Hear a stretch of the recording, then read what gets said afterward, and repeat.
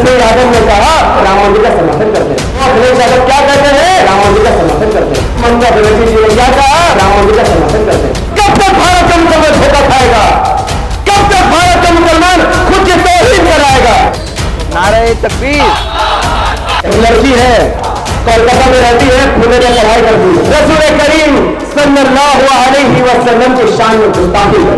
ममता बनर्जी जी की सरकार उस लड़की पर कार्रवाई क्यों नहीं करती? 30 करोड़ मुसलमान, 25 करोड़ और जेडीयू के समर्थन से, टीडीपी के समर्थन से, आरएलडी के समर्थन से, हिंदुस्तानी अवाम मोर्चा के समर्थन से और एलजेपी के समर्थन से ये जो वक्फ बिल है जिसके खिलाफ हम परेशान हैं, चीख रहे हैं, चिल्ला रहे हैं, अपने दर्द लोगों के बता रहे हैं, ये उनकी वजह से पास हुआ है। सुप्रीम कोर्ट फैसला सुनाने वाला है। वो बीजेपी है जो देश को अंदर से खोखला कर रही है।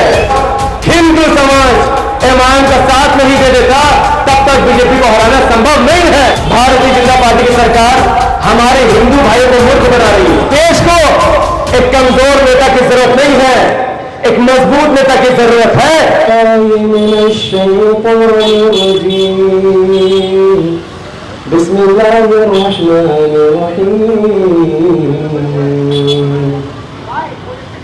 अल्हम्दुलिल्लाहि रब्बिल आलमीन अर्रहमानिर रहीम मालिकि यौमिद्दीन इय्याका नअबुदु व इय्याका नस्तईन इहदिनस सिरातल मुस्तकीम صراط الذين أنعمت عليهم غير المغضوب عليهم ولا الضالين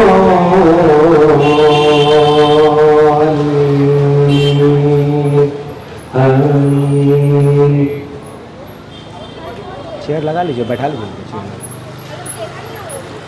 إن الحمد لله نحمده ونستعينه ونستغفره ونعوذ بالله من شرور أنفسنا ومن سيئات أعمالنا من يهده الله فلا مضل له ومن يضلله فلا هادي له ونشهد أن لا إله إلا الله وحده لا شريك له وأشهد أن محمدا عبده ورسوله أما بعد رب اشرح لي صدري ويسر لي أمري واحلل عقدة من लिसान यफ़क़हू क़ौली अम्मा बाद। अस्सलामु अलैकुम व रहमतुल्लाहि व बरकातुहू। आज ऑल इंडिया मुस्लिम इत्तेहाद मुस्लिमीन की तरफ से भारत का सबसे बड़ा इशू, सबसे ज्यादा परेशान करने वाला इशू वक्फ बिल के खिलाफ पब्लिक मीटिंग रखा गया है, जिसका सिर्फ एक ही मकसद है कि वक्फ बिल पर कोई राजनीति ना हो, कोई फसाद ना हो, कोई हिंसा ना हो। वक्फ बिल का जो असल चेहरा है, काला चेहरा है, जो भारतीय जनता पार्टी की सरकार लेकर आई है, उसे लोगों तक पहुंचाना एआईएमआईएम का मकसद है। आज एआईएमआईएम कोलकाता टीम ने यह प्रोग्राम रखा है इस उम्मीद से कि पश्चिम बंगाल, कोलकाता और भारत के लोगों तक ये खबर पहुंच जाए कि ये वक्फ बिल कितना खतरनाक बिल है कि अगर ये लागू हो गया, अगर लोग घर से बाहर नहीं निकले, वक्फ बिल का विरोध नहीं किया, तो जिन मस्जिदों में आप नमाज पढ़ते हैं वो मस्जिदों पर ताला लग जाएगा। जिन कब्रिस्तान पर आप अपने आबा अजदाद को दफनाते हैं उन पर सरकार का कब्जा हो जाएगा। जिन मदरसों में आप अपने बच्चों को पढ़ाते हैं उन मदरसों पर भी कब्जा कर लिया जाएगा। तो हमारी मस्जिदें बचाने के लिए, कब्रिस्तान बचाने के लिए, यतीमखाना बचाने के लिए, मदरसा बचाने के लिए एआईएमआईएम भारत के हर राज्य में, हर कोने में, हर गली कुचे में वक्फ बिल के बारे में लोगों को बता रही है। और आज कोलकाता की सरजमीन में लिंटन स्ट्रीट के पास आपको यही बताना है कि वक्फ बिल के खिलाफ आपको विरोध करना जरूरी है। वक्फ बिल एक ऐसा कानून जिसे भारतीय जनता पार्टी की सरकार सिर्फ इसी नियत से लाई है कि देश में फसाद फैले, तनाव फैले, दो समाज के लोग जो भाईचारा के साथ रहते हैं वो लड़ने लग जाए। लेकिन हमारा मकसद किसी से लड़ना नहीं, किसी से झगड़ना नहीं, किसी के खिलाफ गलत बात करना नहीं, बल्कि संविधान को बचाना है, देश को बचाना है और इस सिस्टम को खत्म करना है। वक्फ बिल लाने वाली सरकार 2014 में जब बीजेपी की सरकार आई थी तब उन्होंने कोई वक्फ के बारे में बात नहीं की थी। देखिए कितना बेवकूफ बना रही है मोदी सरकार, भारतीय जनता पार्टी की सरकार हमारे हिंदू भाइयों को मूर्ख बना रही है। 2014 में मोदी जी ने कहा था अच्छे दिन सामने से उस समाज के लोग कहते आएंगे। 2014 में मोदी जी ने कहा था हर साल 2 करोड़ रोजगार मिलेगा। 2014 में मोदी जी ने कहा था कि तेल का दाम सस्ता हो जाएगा, महंगाई खत्म हो जाएगी, हर गरीब को घर मिलेगा, इलेक्ट्रिसिटी सस्ता हो जाएगा, सारा सामान सस्ता हो जाएगा, अच्छे स्कूल मिलेंगे, 100 स्मार्ट सिटी मिलेंगे, 100 स्मार्ट गांव मिलेंगे। और आज जब 10 साल होने को आ गए, 10 साल से भारतीय जनता पार्टी की सरकार है, 10 साल से मोदी जी पीएम है, तो देश को सस्ता तेल देने की जगह, रोजगार देने की जगह, घर देने की जगह, स्कूल कॉलेज अस्पताल देने की जगह वक्फ बिल भरा रहे हैं। कैसे वो लोगों को बेवकूफ बना रहे हैं? मैं इस देश के 100 करोड़ हिंदू भाइयों से हाथ जोड़कर अपील करता हूं कि भारतीय जनता पार्टी का साथ मत दीजिए। ये वो बीजेपी है जो देश को अंदर से खोखला कर रही है। ये बीजेपी आपको रोजगार नहीं देगी, ये बीजेपी आपको सस्ता घर नहीं दे सकती, ये बीजेपी आपको महंगाई से छुटकारा नहीं दिला सकती है। आज बीजेपी की सरकार है, पेट्रोल का दाम 100 रुपए जा चुका है, जबकि 2014 में वो 50-60 रुपए था। कितना महंगाई की मार आप झेलोगे? क्योंकि जब तक देश का बहुसंख्यक समाज, हिंदू समाज ईमान का साथ नहीं दे देता, तब तक बीजेपी को हराना संभव नहीं है। तो आओ देश के हिंदुओं, मुसलमानों, सिखों, ईसाइयों और वो लोग जो किसी भगवान को नहीं मानते, जो भगवान को मानते हैं, अल्लाह को मानते हैं, आओ ईमान का साथ दो ताकि चाइना को सबक सिखाया जा सके, पाकिस्तान को सबक सिखाया जा सके। पहलगाम में जिन आतंकवादियों ने हिंदू भाइयों का नाम पूछ कर मारा है, उनको भारत में लाकर फांसी दी जा सके। जब पहलगाम में आतंकवादियों ने हमला किया, पाकिस्तान के हरामखोर आतंकवादियों ने जब पहलगाम कश्मीर में घुसकर हिंदू भाइयों का नाम पूछ कर उनको मारा, उन्होंने ये पैगाम दिया कि भारत में हिंदू मुसलमान से लड़ता है, मुसलमान हिंदू से लड़ता है, लिहाजा आतंकवाद के नाम पर, इस्लाम के नाम पर मार दो, मुसलमान खुश हो जाए। लेकिन मैं पाकिस्तान को यह बताना चाहता हूं, आतंकवादियों को यह बताना चाहता हूं, आईएसआई को यह बताना चाहता हूं, सो-कॉल्ड आतंकवादी संगठन जो इस्लाम के नाम पर पलटन को बताना चाहता हूं कि अगर आप इस्लाम के नाम पर, धर्म के नाम पर किसी एक हिंदू को भी मार दोगे तो भारत का मुसलमान उस एक हिंदू को मरा हुआ नहीं समझेगा, बल्कि हम समझेंगे तुमने इंसानियत का कत्ल किया है। क्योंकि हमारा इस्लाम आतंक का साथ नहीं देता, हमारा इस्लाम क्राइम का साथ नहीं देता। कुरान में साफ साफ लिखा है, अगर कोई इंसान किसी मासूम इंसान की हत्या कर दे, मर्डर कर दे, गोया उसने पूरे दुनिया के इंसानों की हत्या कर दी, तो लानत भेजता हूं मैं आतंकवादियों पर, लानत भेजता हूं पाकिस्तान के लोगों पर, पाकिस्तान की सरकार पर, पाकिस्तान की आर्मी पर, जो भारत का चैन और सुकून खत्म करने के लिए भारत में अपने आतंकवादियों को घुसा रहे हैं और हिंदू और मुसलमान को लड़ाने की कोशिश कर रहे हैं। पाकिस्तान को सबक सिखाने की जरूरत है। आज भारतीय जनता पार्टी की सरकार ने ऑपरेशन सिंदूर चलाया, हम लोग समर्थन करते हैं, मारिए पाकिस्तान में घुसकर, खत्म कर दिए पाकिस्तान को, पाकिस्तान के बाद कश्मीर को भारत का हिस्सा बनाइए। लेकिन मैं ए-आमान के मन से आज मोदी जी से सवाल पूछना चाहता हूं कि जो बम आपने पाकिस्तान में गिराया है, जो हमला आपने पाकिस्तान में किया है, वो आतंकवादी कहां है जिन्होंने पहलगाम में घुसकर भारत के लोगों का कत्लेआम किया था? आज भी वो जिंदा है, कहीं ना कहीं छुपे हुए हैं, और भारत में जो लिंचिंग हो रही है मुसलमानों के खिलाफ, वो देखकर वो हंस रहे हैं। आतंकवादियों को कैसे सबक सिखा रहे हैं आप? जिन लोगों ने पहलगाम में नाम पूछ कर हिंदू परिवार के लोगों को मारा, हिंदू माओं को यतीम किया, हिंदू बीवियों को बेवा कर दिया, वो आतंकवादी आज भी जिंदा है।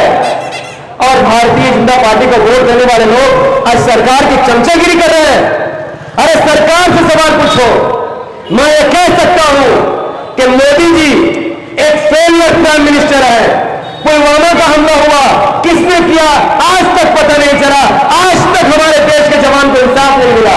पहलगाम में जिन लोगों ने हमला किया अब तक वो जिंदा है, अब तक उनको नहीं मारा गया। तो कैसे प्रधानमंत्री आप, कैसे गृह मंत्री आप?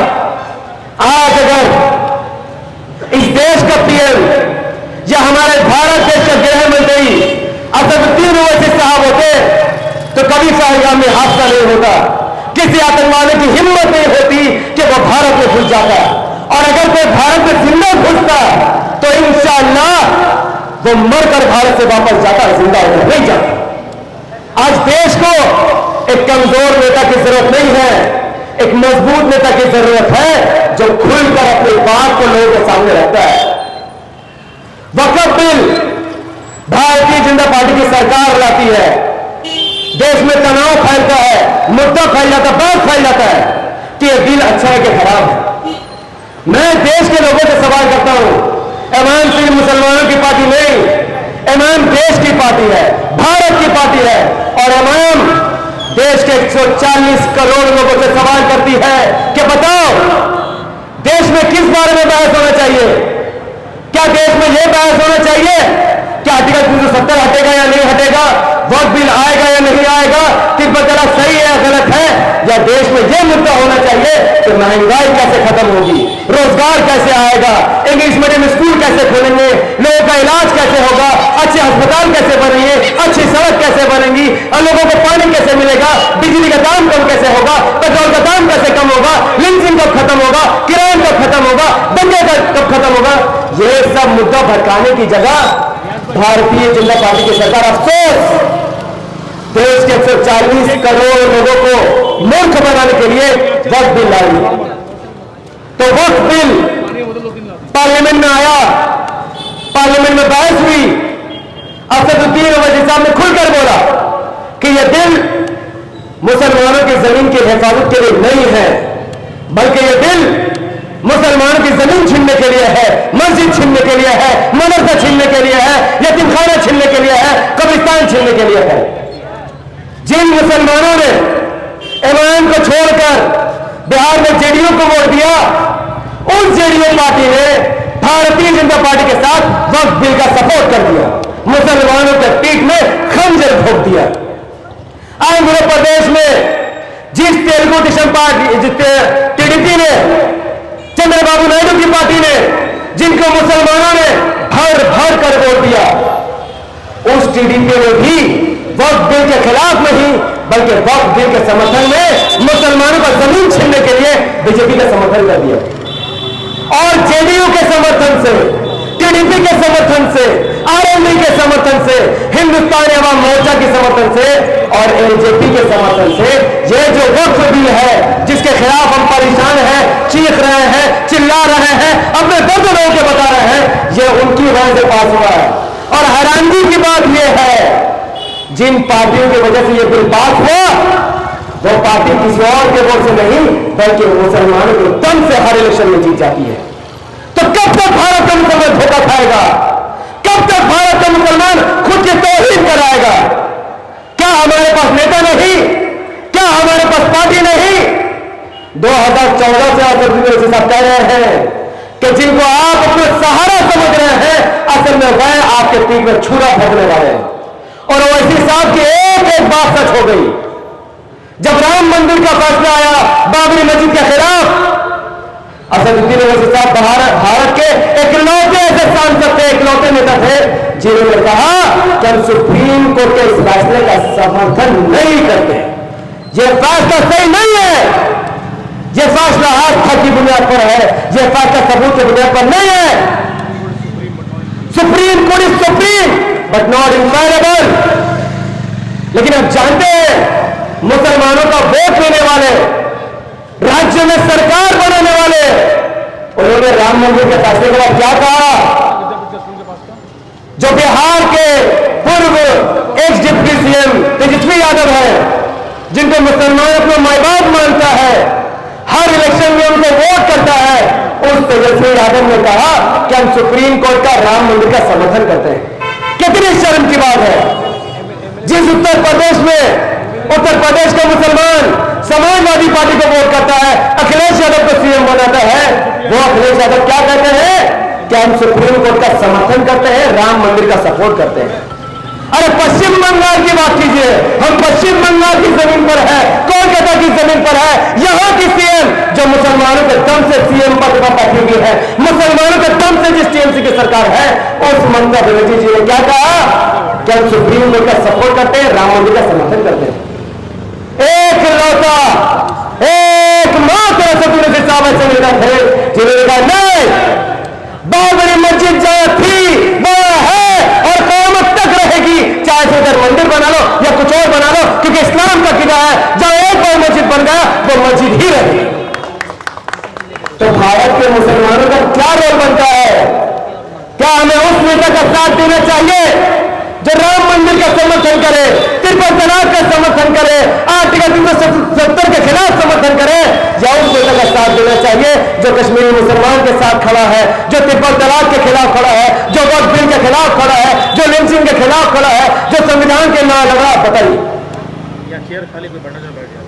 आज अफसोस की बात है, देखिए वक्फ बिल आ गया, पास हो गया, सुप्रीम कोर्ट में केस लड़ा जा रहा है, सुप्रीम कोर्ट फैसला सुनाने वाला है कि वक्फ बिल लागू होना चाहिए या नहीं होना चाहिए। और देश के लोगों का क्या हाल है? किसी का पता नहीं है, टीवी से फुर्सत नहीं, मोबाइल से फुर्सत नहीं, उल्टा सीधा वेब सीरीज देखने से फुर्सत नहीं, मूवी से फुर्सत नहीं, गर्म ब्लैंकेट बाहर निकलने में तैयार नहीं।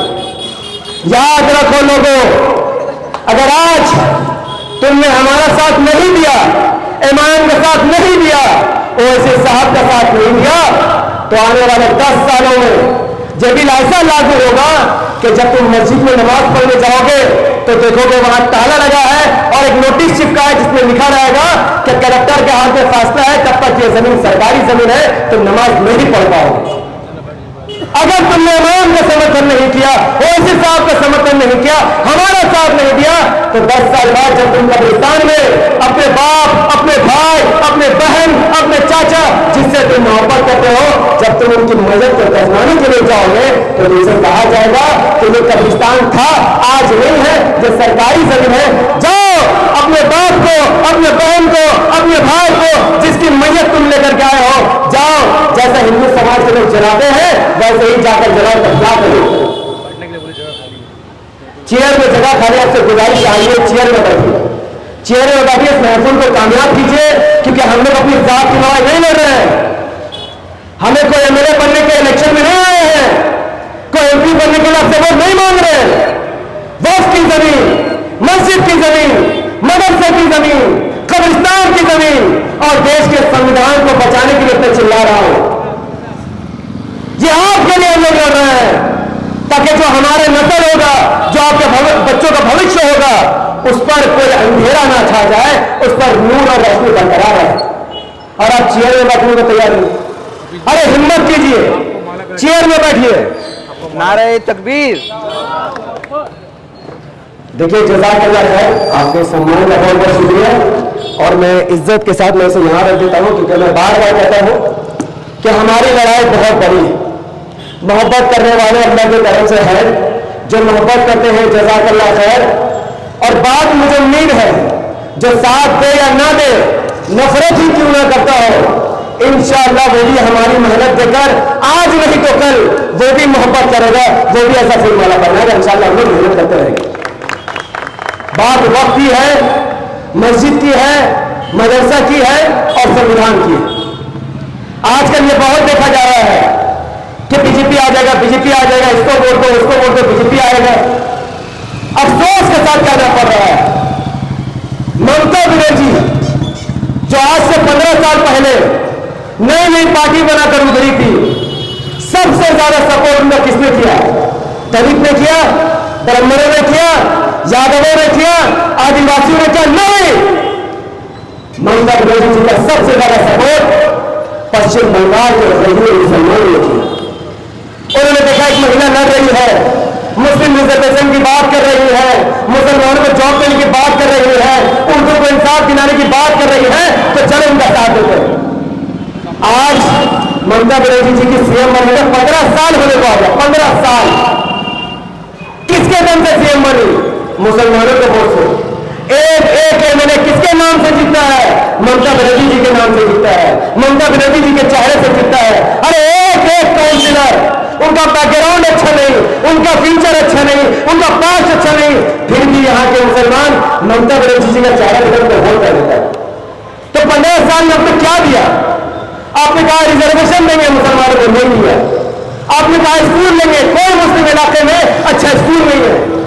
आपने कहा हॉस्पिटल बनाएंगे, किसी मुस्लिम इलाके में ऐसा हॉस्पिटल नहीं जैसा प्राइवेट हॉस्पिटल होता है। मुस्लिम इलाकों में कचरा भरा हुआ है, मुस्लिम इलाकों में मच्छर घूम रहे हैं, मुस्लिम इलाकों में स्कूल कॉलेज हॉस्पिटल कुछ नहीं है तो सिर्फ गुंडे मवाली भरे हुए हैं जो लोगों को परेशान करते हैं। चलो ये छोटी छोटी बातें हैं, मेरे नजर में स्कूल कॉलेज हॉस्पिटल सब छोटी छोटी बातें हैं। और सरकार आएंगी जाएंगी, वादा करेंगे, वादा नहीं निभाएंगे, चलता रहेगा। लेकिन जब बात वक्फ की आई है, वक्फ बिल की आई है, जब बात मस्जिद पर आई है, जब बात मदरसे पर आई है, जब बात कब्रिस्तान पर आई है, तो सवाल हमें ममता बनर्जी जी से और उनको वोट देने वाले मुसलमानों से, क्या ममता बनर्जी का ये काम नहीं बनता? क्या आज जिस बंगाल में इमाम का एक सांसद नहीं, एक विधायक नहीं, एक कॉर्पोरेटर नहीं, वो इमाम लोगों के दरवाजे में चीख चीख कर कह रही है मस्जिदों को बचाओ, मदरसों को बचाओ, कब्रिस्तान को बचाओ, तो क्या ममता बनर्जी रेड रोड में जहां नमाज के लिए जाती है, अल्लाह रसूल की बात करती है, क्या वो रेड रोड पर जाम करके लोगों से ये नहीं कह सकती है कि हम वक्फ बिल के खिलाफ है, उसको लागू करने नहीं देंगे? क्यों खामोश है ममता बनर्जी? अरे खामोश तो खामोश। ममता बनर्जी, हमारी ममता बनर्जी दीघा में मंदिर का उद्घाटन कर रही है। छी छी छी। अरे 15 साल में जब आपने मुसलमानों के नस्ल को बर्बाद कर दिया, स्कूल कॉलेज से महरूम कर दिया, अच्छे अस्पताल से महरूम कर दिया, एक दावा सुनिए, एक मिन्नत हुई है ममता बनर्जी से, क्या बंगाल के असेंबली में एक रेजोल्यूशन लाई और बताइए कि हम वक्फ बिल के खिलाफ खड़े हैं, खड़े थे, खड़े रहेंगे, वक्फ बिल का कोई भी कानून बंगाल में लागू होने नहीं देंगे। अगर ममता बनर्जी बंगाल के असेंबली में ऐसा कानून लाएंगी तो यकीन मानिए बंगाल में वक्फ कानून लागू नहीं होगा। लेकिन ममता बनर्जी जी ने अब तक बंगाल के असेंबली में इस बिल के खिलाफ कोई कानून पास नहीं किया। इसके उलट ममता बनर्जी जी का घमंड देखिए, उनका तकब्बुर देखिए, कितना जुनून उनके अंदर है। जो लोग वक्फ बिल के खिलाफ प्रोटेस्ट कर रहे हैं, खास करके हिमायत के लोग, उनके खिलाफ वो कह रही हैं कि वक्फ बिल के खिलाफ अगर प्रदर्शन करते हैं, विरोध करते हैं तो दिल्ली जाकर करें। अगर बंगाल में कोई वक्फ बिल के खिलाफ विरोध करेगा तो इसका सबसे बड़ा दुश्मन मैं। कितनी शर्म की बात है, वोट लेंगे आप बंगाल में और हम विरोध करेंगे दिल्ली में। इतना तकब्बुर से क्यों बोल रही है वो जानती है? क्योंकि ममता बनर्जी जी को ये यकीन है कि यह कौम सोई हुई है, ये कौम को कौन जगाने वाला नहीं है, ये कौम कौन देखने वाला नहीं है। तो चाहे बिल का समर्थन करे या ना करे, खिलाफ बोले या ना बोले, राम मंदिर का समर्थन करे, दीघा में मंदिर का उद्घाटन करे, वोट बिल के खिलाफ खड़े हो या ना हो, ये कौम टीएमसी को ही वोट करेगी। क्यों? क्योंकि जैसे इलेक्शन आएगा ममता बनर्जी ये नहीं कहेंगी कि हमने स्कूल बनाया, कॉलेज बनाया, नहीं, वो कहेंगे मुसलमानों बीजेपी से डरो, बीजेपी को रोको, हमारा साथ दो। चलो बंगाल के मुसलमानों का जो भी सोच है, मैं एक भारतीय मुसलमान होने के नाते कान खोलकर सुनो बीजेपी के लोगों, टीएमसी के लोगों और जो लोग देश में फसाद फैलाते हैं, सुनो, मैं एज ए भारतीय मुसलमान, मेरा अकीदा यह है कि हमें कोई नरेंद्र मोदी से डर नहीं, कोई बीजेपी से डर नहीं, कोई योगी से डर नहीं, कोई अमित शाह से डर नहीं। हम जब डरते हैं, किसी के सामने हमारा पैर थरथर आता है, किसी के सामने हम रोते हैं, तो इसका नाम है अल्लाह अज़्ज़ व जल। अल्लाह के अलावा हमें किसी से डर नहीं है। हक इंसाफ की जब बात होगी, अगर 1000 लोग कहेंगे कि लिंचिंग करना सही है, बलात्कार करना सही है, तो मैं अकेला खड़ा होकर कहूंगा कि लिंचिंग करना गलत है, बलात्कार में बोलता जाऊंगा। अरे ये लड़ाई राजनीतिक लड़ाई नहीं है, ये लड़ाई हक और इंसाफ की लड़ाई। तो जो लोग टीएमसी में वोट करते हैं, अपने काउंसिलर एमएलए से दरखास्त कीजिए, उनसे गुजारिश कीजिए कि हमने आपको वोट किया, आपका सपोर्ट किया, आपके पीछे पीछे पूरे इलेक्शन में घूमे, आपने स्कूल का कितने इंग्लिश मीडियम स्कूल खोल दिए? एक भी नहीं, एक का दुक्का खुला तो खुला, चलो नहीं दिया आपने, अच्छे अस्पताल नहीं दिए, खुला तो सिर्फ थाना ही खुला। तो आजकल जब शरीयत की बात है, संविधान की बात है, मुसलमानों के मस्जिद, मदरसा, यतीमखाना और कब्रिस्तान की बात है, तो कम से कम आप विधायक होने के नाते, एमएलए और काउंसिलर एमपी होने के नाते ममता बनर्जी जी से दरखास्त कीजिए कि आप बंगाल के असेंबली में रेजोल्यूशन लाइए, जैसा रेजोल्यूशन तमिलनाडु बनाया गया। तमिलनाडु की सरकार ने साफ साफ अपने असेंबली में रेजोल्यूशन लाकर कहा कि इस बिल को हम तमिलनाडु में लागू नहीं होने देंगे। वैसा रेजोल्यूशन बंगाल में होना चाहिए, उत्तर प्रदेश में होना चाहिए, बिहार में होना चाहिए, ओडिशा में होना चाहिए, कर्नाटका में होना चाहिए। जहां जहां बीजेपी की सरकार है वहां तो नहीं आएगी, पर कम से कम जहां बीजेपी से डरा डरा कर वोट दिया गया वो तो रेजोल्यूशन ला सकते हैं। अब बताइए, क्या मैं गलत बात कर रहा हूं? क्या गलत डिमांड कर रहा हूं? क्या डर जाओ? मोदी से भी डरूं, ममता से भी डरूं, योगी से भी डरूं? क्या यही चाहते आप लोग? अरे बीजेपी की सरकार थोड़ी है बंगाल में, बंगाल में टीएमसी की सरकार है, ममता बनर्जी जी की सरकार है। बंगाल का 40% मुसलमान ममता बनर्जी को वोट करता है, उनको अपने नेता मानता है। कम से कम वक्त बिल करिए तो कानून ला सकती है वो। जब तक ममता बनर्जी जी बंगाल के असेंबली में वक्त बिल के खिलाफ कानून नहीं लाएंगी, तब तक बंगाल में AIMIM बंगाल के हर कोने में, कलकत्ता के हर गली में इस बिल के खिलाफ एहतजाज करते रहेंगे, लोगों को जगाते रहेंगे। और अल्लाह से हमें उम्मीद है, चाहे हमारे साथ 10 लोग जुड़े या 20 लोग जुड़े, अगर अल्लाह हमारे इस काम से राजी हो जाएगा तो यह आवाज सिर्फ बंगाल तक नहीं, देश से 40 करोड़ लोगों के दिलों तक पहुंचेगा इंशाअल्लाह। बंगाल में एक और बड़ा इशू है,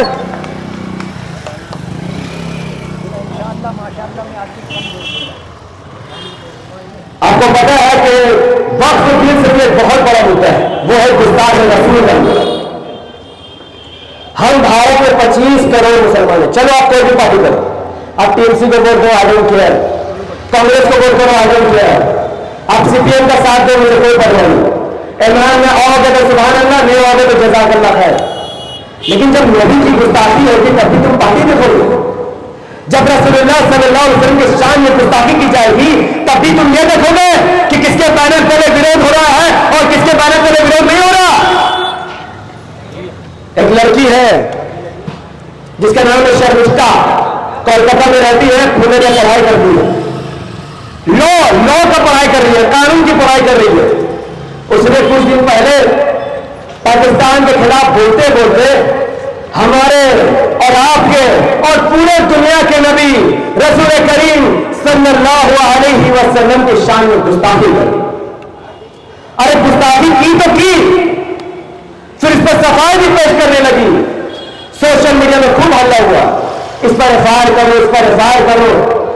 कोलकाता में 4 पुलिस स्टेशन में एफआईआर किया जा चुका है। पिछले जुम्मे में लाल बाजार थाने में घेराव हुआ है कि इस लड़की को एफआईआर के बाद अरेस्ट क्यों नहीं किया जाता।